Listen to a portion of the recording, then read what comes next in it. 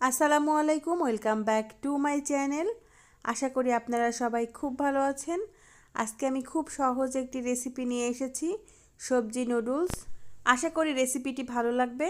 তো চলুন দেখে নেওয়া যাক।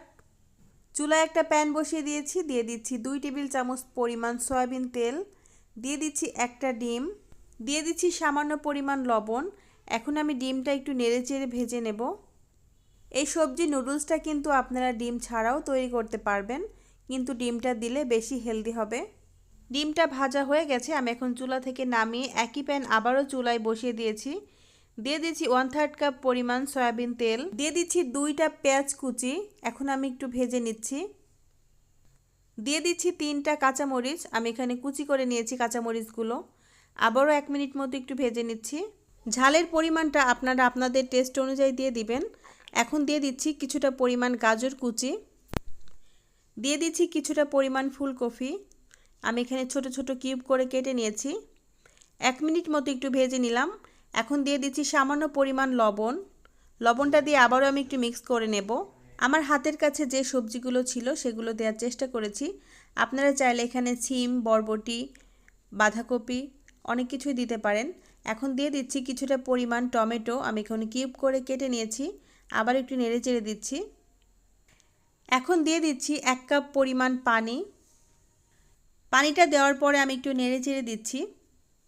খুব বেশি পানি দেওয়া যাবে না। দেখতেই পাচ্ছেন বলক চলে এসেছে। এই পর্যায়ে আমি দিয়ে দিচ্ছি নুডলস। এখানে আমি 2 প্যাকেট নুডলস নিয়েছি, ম্যাগি নুডলস। একটা ঢাকনা দিয়ে ঢেকে দিচ্ছি 1 মিনিটের জন্য।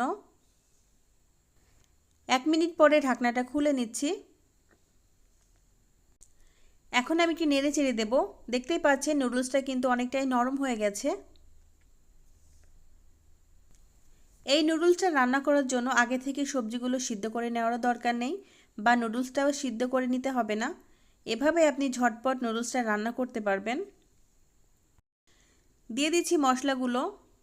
নুডলসের প্যাকেটের ভিতরে যে মশলার প্যাকেট ছিল সেই প্যাকেট থেকে আমি সবগুলো মশলাই দিয়ে দিলাম। আবার একটু মিশিয়ে নিচ্ছি নেড়ে চেড়ে। দিয়ে দিচ্ছি সামান্য পরিমাণ গোলমরিচের গুঁড়ো। নুডলস কিন্তু প্রত্যেকটা বাচ্চা খেতেই পছন্দ করে, অনেক বাচ্চাই সবজি খায় না। যদি এইভাবে সবজি দিয়ে আপনি নুডলসটা রান্না করে দেন, দেখবেন সবগুলো সবজি খেয়ে নিয়েছে। আগে থেকে যে ডিমটা আমি ভেজে রেখেছিলাম, ডিমটা আমি দিয়ে দিচ্ছি। দেখতেই পাচ্ছেন সবজিগুলো কিন্তু অনেক সুন্দরভাবে সিদ্ধ হয়ে গেছে, নুডলসটাও সিদ্ধ হয়ে গেছে, আর এখানে পানিটাও কিন্তু অনেকটাই শুকিয়ে গেছে। আমি নেড়েচেড়ে একটু পানিটা আরেকটু শুকিয়ে নিব। দেখতেই পারলেন কত সহজে তৈরি হয়ে গেল সবজি নুডলস রেসিপি। আশা করি রেসিপিটি আপনাদের কাছে ভালো লেগেছে। রেসিপি ভালো লাগলে লাইক, কমেন্ট, শেয়ার করবেন। আর যারা আমার চ্যানেলে এখনও নতুন তারা প্লিজ আমার চ্যানেলটিকে সাবস্ক্রাইব করে পাশেই থাকবেন। সবাই ভালো থাকবেন, সুস্থ থাকবেন। আজকের মতো এখানেই বিদায় নিচ্ছি। আল্লাহ হাফেজ।